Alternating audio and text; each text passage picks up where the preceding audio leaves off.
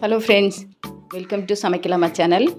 இன்றைக்கி ஒரு Delhi street food தான் செய்ய போகிறோம். அது குல்ச்சா வித் மட்டர்னால் ஒன்றும் பெருசாக நினச்சிக்காதீங்க. உலர்ந்த பட்டாணி அதை ஊற வச்சுட்டு அது ஒரு சைட் டிஷ்ஷாக செய்ய போகிறோம். குல்ச்சா ஆல்மோஸ்ட் லைக் நான் மாதிரி தான் இருக்கும். ஆனால் அது ஸ்ட்ரீட் ஃபுட்டு, அது கொஞ்சம் டிஃப்ரெண்ட்டாக இருக்கும். அது எப்படி செய்கிறதுன்னு நம்ம பார்க்கலாம். முதல்ல இன்றைக்கி குல்ச்சா செய்கிறது பார்ப்போம்.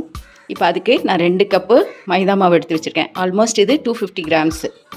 இதில் 1/2 teaspoon baking soda, 1 teaspoon sugar, 1 teaspoon baking powder, salt தேவைக்கேற்ப, தயிர் ஒரு 4 டேபிள் ஸ்பூன், அதாவது அது ஆல்மோஸ்ட் 1/2 கப்பு வரும், அது போட்டுக்கோங்க.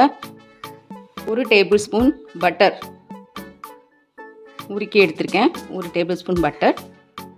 இது எல்லாத்தையும் ஒரு நல்ல மிக்ஸ் பண்ணி கொடுத்துடலாம்.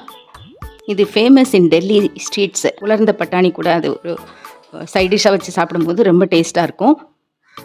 பாருங்கள் ஃப்ரெண்ட்ஸ், இப்படி நம்ம பரட்டி விட்டுட்டோம் நம்ம போட்ட இன்க்ரீடியன்ஸ் எல்லாம். இப்போது வெதுப்பான தண்ணி தெளித்து இதை நல்லா பிசைஞ்சு எடுத்துக்கலாம். ரொட்டி போடுறதுக்கு எப்படி பிசைவோம் அது மாதிரி பிசைஞ்சு எடுத்துக்கலாம். கொஞ்சம் கொஞ்சமாக தெளித்து பிசைஞ்சிக்கலாம். இது எவ்வளோ பிசைகிறோமோ, எவ்வளோ சாஃப்டாக பிசைகிறோமோ அவ்வளவுக்கு நம்மளோட அந்த குல்ச்சா சாஃப்டாக கிடைக்கும். அது கொஞ்சம் உப்பியும் வரும். பாருங்கள் ஃப்ரெண்ட்ஸ், பிசைய தொடங்கும் போது என் கையில் எவ்வளோ ஒட்டி இருந்தது. இப்போ பாருங்கள் எப்படி இதாகிடுச்சு. இந்த அளவுக்கு இங்கே பாருங்கள், இவ்வளோ சாஃப்டாக பிசைஞ்சு 1.5 to 2 hours இதை ஊற வச்சிடணும். அப்படியே 1/2 டீஸ்பூன் பட்டர் அது மேலே தடவிட்டு அதை அப்படியே எடுத்து ஒரு 1 to 1.5 hour மூடி நம்ம தனியாக எடுத்து வச்சிடலாம். அது ஊறட்டும்.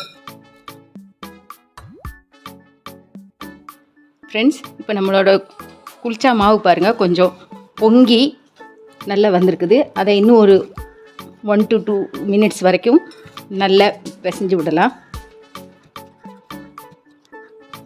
பாருங்கள் ஃப்ரெண்ட்ஸ், எவ்வளோ சாஃப்டாக இருக்குன்னு. இப்போ இதை ஈக்குவல் பார்ட்டில் உருண்டைகளாக பிடிச்சிக்கலாம்.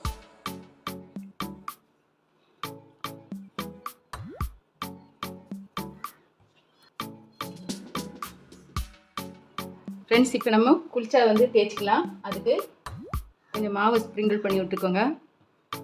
ஒரு உருண்டை எடுத்து தேய்க்க ஆரம்பிச்சுங்க. உங்களுக்கு எந்த ஷேப்பில் வேணுமோ அந்த ஷேப்பில் தேய்ச்சிக்கோங்க. சாதாரணமாக கடைகளில் கிடைக்கிறது ஓவல் ஷேப்பில் கிடைக்கும். நீங்கள் ரவுண்டாகவும் தேய்ச்சிக்கலாம். அது உங்கள் இஷ்டம்தான். இப்போ நான் கொஞ்சம் எள்ளு, கொஞ்சம் கொத்தமல்லி இலை போட்டு லைட்டாக அதை இன்னும் கொஞ்சம் ஸ்ப்ரெட் பண்ணி விட்டுலாம்.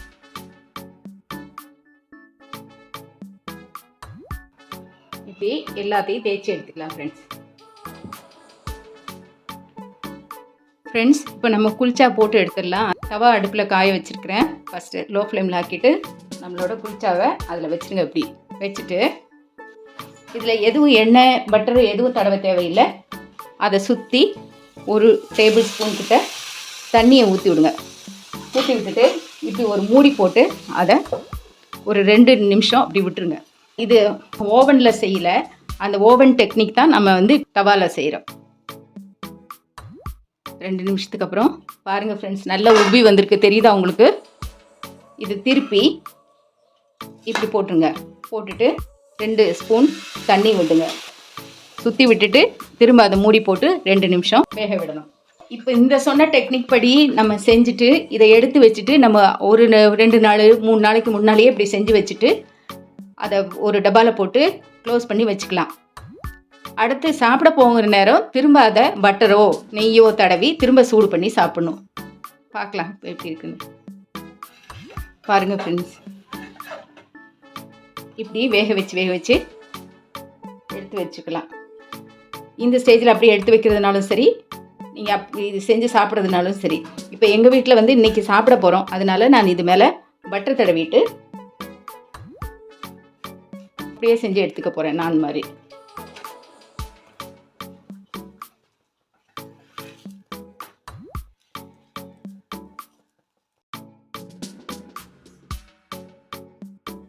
அடுத்தது இங்கே ஒரு குக்கர் எடுத்துருக்கிறேன்.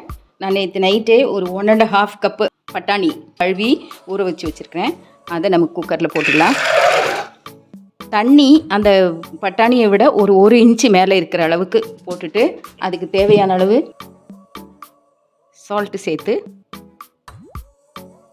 4 விசில் வர வரைக்கும் வேக விட்டு எடுத்துக்கலாம். ஃப்ரெண்ட்ஸ், இப்போ பாருங்கள், நம்ம மட்டர் வந்து நல்லா வெந்திருக்கு. ஃப்ரெண்ட்ஸ், இப்போ நம்ம இந்த டிஷ்ஷுக்கு தேவையான ஒரு க்ரீன் சட்னி ரெடி பண்ணிடலாம். அதுக்கு 1 கப்பு கொத்தமல்லி இலை, அதை மிக்சியில் போட்டுக்கோங்க.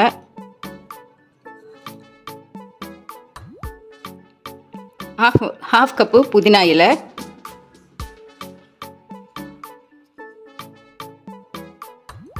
ஒரு பெரிய துண்டு இஞ்சி கட் பண்ணி வச்சுருக்கிறேன், அதையும் போட்டுக்கோங்க. இஞ்சியோட அளவு 1 இன்ச்சு இருக்கும், அவ்வளோதான். 5 பச்சை மிளகா,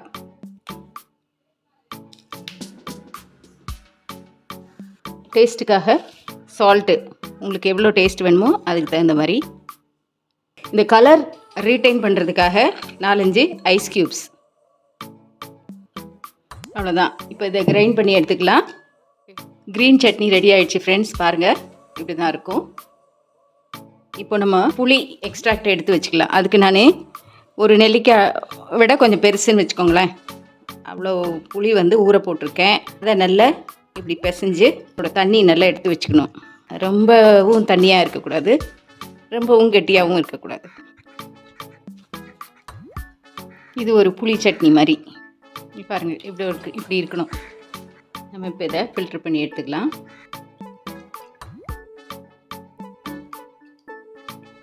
பாருங்கள் ஃப்ரெண்ட்ஸ், இப்படி 1 கப் அளவுக்கு வந்திருக்குது. இதை அப்படி வச்சிடலாம். நம்ம இப்போது இந்த டிஷ்ஷுக்கு தேவையான ஒரு சீக்ரெட் மசாலா ரெடி பண்ணணும். அதுக்கு 1 டீஸ்பூன் சாட் மசாலா, 1 டீஸ்பூன் ஜீரகத்தூள், 1 டீஸ்பூன் கரம் மசாலா,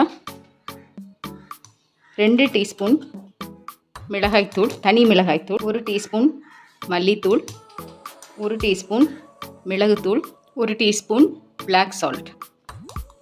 இப்போ இதெல்லாம் கிரைண்ட் பண்ணி எடுத்துக்கலாம். இதிலேருந்து நம்ம மசாலா வந்து யூஸ் பண்ண போகிறோம். ஒரு பாத்திரத்தில் கொஞ்சம் பாதி மட்டர் எடுத்து போட்டிருக்கோம். இப்போ நம்ம புளித்தண்ணி எடுத்து வச்சோம் இல்லைங்களா ஃப்ரெண்ட்ஸ், அதிலேருந்து ஒரு கரண்டி அப்படி எடுத்து ஊற்றிக்கோங்க. அப்புறம் சட்னியிலேருந்து ஒரு 2-3 ஸ்பூன் போட்டுக்கோங்க. இஞ்சி பொடியாக கட் பண்ணி வச்சுருக்கிறேன், அதை தூக்கிக்கோங்க. கொஞ்சம் வெங்காயம் பொடியாக கட் பண்ணி வச்சுருக்கிறேன் ஃப்ரெண்ட்ஸ், அதை கொஞ்சம் இப்படி நல்ல கையால் மசிச்சு இப்படி விட்டுக்கோங்க. அப்புறம் நம்மளோட சீக்ரெட் ஸ்பைஸ் அது 1 டீஸ்பூன், அதை அரைச்சிட்டு வந்துட்டேன் ஃப்ரெண்ட்ஸ். இந்த ஸ்பைசஸ் எல்லாம் நான் போட்டு மிக்சியில் அரைச்சேன் இல்லைங்களா, இதை நீங்கள் ஒரு சின்ன பவுல் எடுத்துகிட்டு அதுலேயும் போட்டு மிக்ஸ் பண்ணிக்கலாம். ஆனால் நம்ம இது மிக்சியில் அப்படி அடித்து எடுக்கும்போது நல்ல எல்லா மசாலாவும் பிளெண்ட் ஆகும், அதனால தான் இது போட்டது. இப்போ அதிலிருந்து ஒரு பெரிய டீஸ்பூன் மசாலா அது போட்டுக்கோங்க. கொஞ்சம் தக்காளி சேர்த்துக்கோங்க. இப்போ இதை ஒரு நல்ல மிக்ஸ் பண்ணிக்கோங்க. அதே மாதிரி இப்போது மீதி இருக்கிற பட்டாணியும் சேர்த்துக்கலாம். இப்போ இதில் அதே மாதிரி மீதி இருக்கிற தக்காளி, வெங்காயம், ஒரு டீஸ்பூன் அந்த மசாலா பவுடர், க்ரீன் சட்னி, புளி எக்ஸ்ட்ராக்ட், புளி தண்ணி எடுத்து வச்சுருக்கோம் இல்லைங்களா அது, அப்புறம் கொஞ்சம் கொத்தமல்லி இலை. நம்ம புளி தண்ணி போட்டிருக்கோம், இருந்தாலும் கொஞ்சம் லைம் ஜூஸ் ஒரு 1/2 டீஸ்பூன் போட்டு இப்போ எல்லாத்தையும் மிக்ஸ் பண்ணி ரெடியாக வச்சுக்கோங்க. அவ்வளோதான் ஃப்ரெண்ட்ஸ், நம்மளோட பட்டாணி ரெடி. ஃப்ரெண்ட்ஸ், நம்மளோட சுவையான மட்டர் குல்ச்சா ரெடி. குல்ச்சா என்ன இதாக வந்திருக்கு பாருங்கள் ஃப்ரெண்ட்ஸ். இங்கே பாருங்கள் ஃப்ரெண்ட்ஸ், லேயராக எப்படி நல்லா அழகாக வந்திருக்கு பாருங்கள். பட்டாணியோடு எடுத்து இப்படி சாப்பிடணும். சூப்பராக டேஸ்ட்டாக வந்திருக்குது ஃப்ரெண்ட்ஸ். இது நீங்களும் உங்கள் வீட்டில் செஞ்சு சாப்பிட்டு பாருங்கள், எப்படி இருந்ததுன்னு கமெண்டில் சொல்லுங்கள். இந்த வீடியோ உங்களுக்கு பிடிச்சிருந்ததுன்னா லைக் பண்ணுங்கள், ஷேர் பண்ணுங்கள், கமெண்ட் பண்ணுங்கள் அண்ட் சப்ஸ்கிரைப் பண்ண மறக்காதீங்க ஃப்ரெண்ட்ஸ்.